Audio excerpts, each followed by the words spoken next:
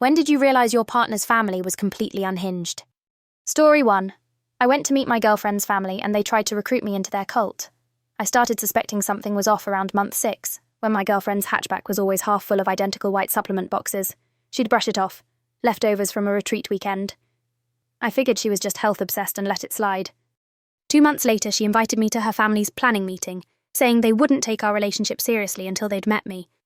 Sounded intense but practical, so I agreed. I walked in and immediately smelled burnt coffee and those lemon-scented cleaning wipes. The furniture was pushed to the walls, and a dozen metal folding chairs faced a laptop perched on the coffee table.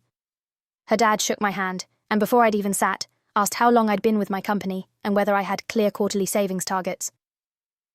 Her mum pressed a mug into my hands and said everyone here believed in multiple income streams.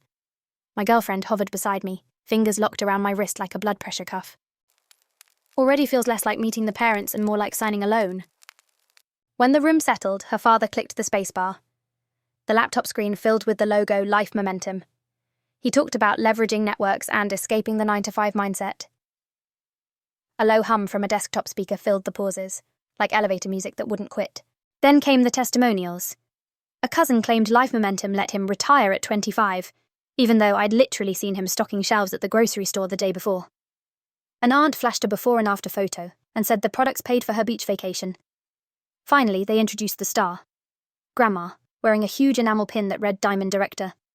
She shuffled up, beamed at me, and said the company had given her back her prime and her purpose. Grandma in a Diamond Director pin is both adorable and terrifying, like a sweet Nana turned MLM warrior. She closed her speech by handing me a glossy binder and announcing the Partner Starter Bundle. Price, $1,500. According to her, buying in would prove I was committed to both the business and her granddaughter's future. She even dropped a line I'll never forget. This isn't just an investment in vitamins. It's an investment in your love story. Every head turned toward me. My girlfriend's nails dug into my palm. Trying to buy time, I asked if I could at least review the product list first. Instantly, the room tightened.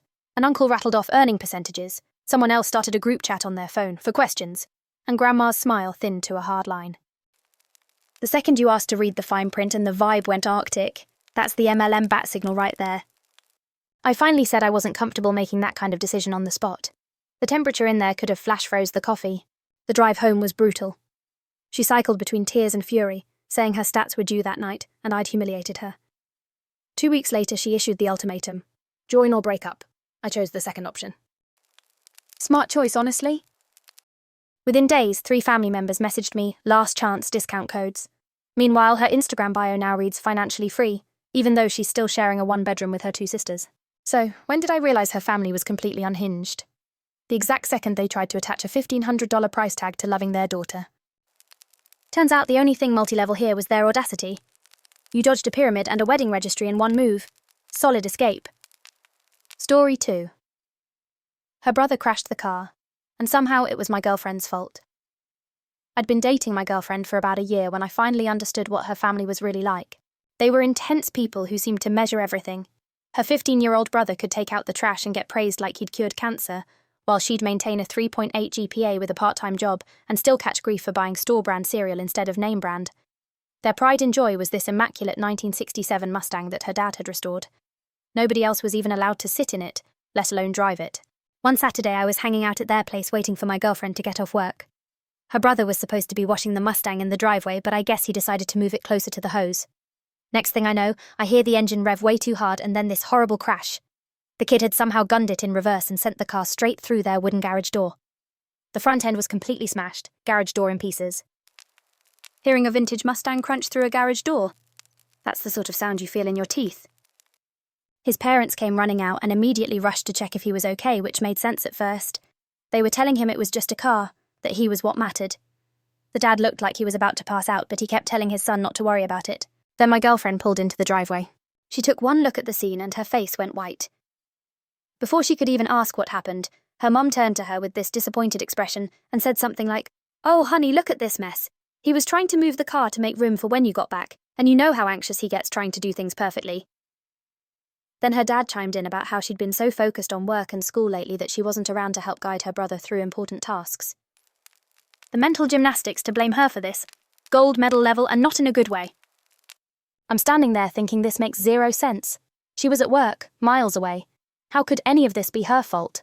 But my girlfriend just stood there and apologized. She said she was sorry she wasn't there to help. That's when it hit me. This wasn't new. She'd been trained to take the blame for everything that went wrong in that house. I spoke up and said she was at work and had nothing to do with what happened. Her dad got this cold look and told me I didn't understand their family dynamics and should stay out of it. I looked at my girlfriend and she had this completely defeated expression, like someone who'd been carrying the weight of everyone else's problems her whole life. Getting shut down for stating simple facts? Classic sign the house rules are written in invisible ink only insiders can read. She took my hand and said we should go. As we left, her parents were still comforting her brother while the destroyed car sat there. She broke down in my car about 10 minutes later and told me this was normal. She was always the reason something went wrong, even when she wasn't around. It took me weeks to convince her to talk to someone about it, and even then it was a struggle. Going low contact with her family was this whole drawn-out process with guilt trips, and her mum calling constantly trying to pull her back in. We're doing good now, living together about an hour away from them. She still talks to them occasionally but keeps strict boundaries. Last I heard through mutual friends, the insurance company refused to cover the Mustang since her brother wasn't supposed to be driving it, so it's just sitting in their garage under a tarp. Seems fitting somehow. Mustang on blocks, freedom on wheels, looks like the right vehicle finally won. Story 3. I found a shrine to my boyfriend's ex-wife in his parents' house. I had been seeing my boyfriend for about 6 months when he asked if I wanted to meet his parents. Everything about him had been solid. Steady job, no weird ex-drama, or so I thought. So I said sure. His folks lived in a nice, oversized house in the suburbs. Dinner was fine until I noticed framed photos of a striking redhead wrapped around my boyfriend in almost every room. I figured she had to be an ex, so I asked casually. His mum got this distant, dreamy smile and said, "Oh, that's our Sarah. She's finding herself right now." His dad immediately cleared his throat and started talking about football. Weird, but I let it slide. After we ate, the guys disappeared to the basement for the game. His mum practically clapped her hands and told me she'd give me the grand tour. Main floor looked like any HGTV spread, nothing odd. Then we went upstairs. She showed me his old bedroom, some guest bath, and finally this room at the very end of the hall. She opened the door like she was unveiling a museum piece. Inside was the most feminine space I've ever seen. Pastel comforter, perfume bottles lined up by fragrance family, fresh lilies on the nightstand. Every picture was my boyfriend with that same redhead, dressed for prom, college graduation, weddings that weren't theirs, basically their whole timeline. That's not a bedroom, it's a frozen love diorama, perfume and all. I'd be scanning for the emergency exit too. I asked, "Whose room is this?" trying to keep my voice normal. She stroked the quilt and said, almost sing-song, "Why, Sarah's, of course. She'll need everything just as she left it when she comes home." Then she patted my arm and called me. "Yep, Sarah," I corrected her. She laughed like I'd made a cute joke, leaned in, and whispered that my boyfriend was merely going through a phase, that the divorce papers were just paperwork, and they all knew he'd bring their Sarah back soon. Footsteps thumped in the hallway. His dad appeared, eyes wide, and steered her out, apologizing to me under his breath. He said she got excited when guests asked about Sarah. The man looked exhausted, but not surprised. Everyone's acting like this is totally normal, while Dad looks like he's been managing this nightmare for years. I excused myself, grabbed my boyfriend from the basement, and we left. In the car, I told him everything. He went pale. Swore he'd had no idea it was this bad, promised to pack up the shrine, drag his parents to therapy, whatever it took. He even suggested we hit pause while he sorted it out. That was my cue. I told him I couldn't date someone whose family kept a fully furnished shrine to the ex-wife and literally thought I was her stand-in. We broke up that night. Mutual friends say he eventually cleaned out the room and got his parents counselling, but I never went back. 6 months of smooth sailing sunk during a 5-minute hallway tour. 6 months down the drain because of a hallway tour. Sometimes the red flags are literally hanging on the walls. Story 4. My girlfriend's family had a betting pool on our relationship's expiration date. I found out my girlfriend's family was betting on when our relationship would end. Her family was competitive about everything. Scorecards for who brought the best side dish, contests over lawn maintenance between the brothers. I thought it was just quirky family stuff. What bothered me were the hushed conversations at every gathering. Her dad and uncles would huddle together, whispering and writing things down while watching the younger couples. When I asked my girlfriend about it, she said the older guys just liked keeping track of family stuff. Then her cousin mentioned how her ex-boyfriend got written off early by the family betting pool. I thought she was joking, but when I asked what she meant, she just laughed and changed the subject. The truth came out at their 4th of July barbecue. Someone asked me to grab music from her uncle's laptop since I was closest to the house. The laptop was already open to a spreadsheet called Family Relationship Tracker. I saw my name listed as Sarah's guy, with odds of 3-1 that we'd break up by Thanksgiving. There were columns for all the couples in the family, with dates, betting amounts, and comments about compatibility. They literally made a spreadsheet with betting odds on his relationship. A spreadsheet. I kept scrolling and found worse stuff. They had been subtly undermining relationships they bet against. For my girlfriend's sister's ex, they'd constantly brought up his past relationships during family dinners and made comments about how he seemed distracted by his phone. Nothing dramatic, just death by 1,000 cuts, until the guy felt unwelcome and insecure. I took a picture and showed my girlfriend behind the garage. At first, she thought I was misreading something, but when she saw the comments about her sister's relationship, she went quiet. She walked straight into the house and called everyone into the living room. That quiet march back to the house says everything. She's done playing nice with these people. She put the laptop up on the TV and asked her dad to explain. He tried saying it was just harmless fun between the guys, that they weren't actually doing anything wrong. Her uncle jumped in saying it was tradition, and they were just having some laughs. My girlfriend's mum looked genuinely shocked. She had no idea. But then some of the other family members started defending it. Her aunt said the men were just being protective of the family. Her dad insisted they never actually interfered with anything, just made observations. The whole room erupted into arguments. Some people were disgusted, others thought it was funny, and my girlfriend's sister started crying when she realized what had happened to her relationship. The mental gymnastics happening right now, calling this protective, when they were literally sabotaging relationships for entertainment. My girlfriend finally stood up and said the betting stopped immediately. They'd pay for her sister's therapy, and if she ever found out they were doing anything like this again, she was done with all of them. Her dad said she was overreacting, that it was just guy talk. Her uncle actually laughed and said she couldn't control what they did in private. That's when her mum stepped in and told them to shut up.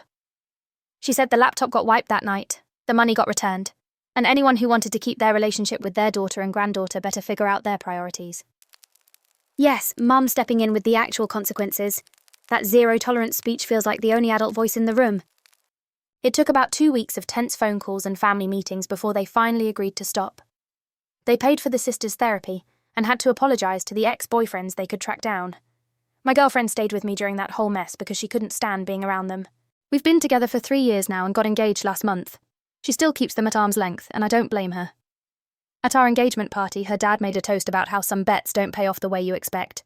I'm pretty sure he's still bitter about losing money on us lasting this long. 3 years later, and engaged. Turns out the only thing they lost money on was underestimating what real love looks like. Story 5. My girlfriend's family honesty game ended up destroying them. I'd been dating my girlfriend for about 6 months when she invited me to her family's annual lake house gathering. She seemed nervous about it, which was weird because she usually loved talking about her family. On the drive up, she finally explained this tradition called Honesty Night, where everyone writes anonymous complaints on index cards and her grandmother reads them all out loud. She said it was supposed to be harmless stuff, but she wanted me there for moral support because things sometimes got heated. The whole dinner felt off. Her uncle kept checking his phone and barely touched his food. When someone mentioned vacation plans, his wife just stared at her plate. After we cleared the dishes, her grandmother brought out this old recipe box and handed around a single blue pen. I wrote something boring about the parking situation being confusing. The first few cards were exactly what you'd expect. Someone hogging the bathroom, stealing leftovers from the fridge, that kind of thing. People laughed awkwardly but went along with it. Okay, mild family roast session. I can feel everyone laughing just a little too hard to keep things light. Then her grandmother read one that made the whole room go silent. Uncle Dave owes the boat slip fees from last summer, plus the electric bill from March. The casino called the house looking for him Tuesday.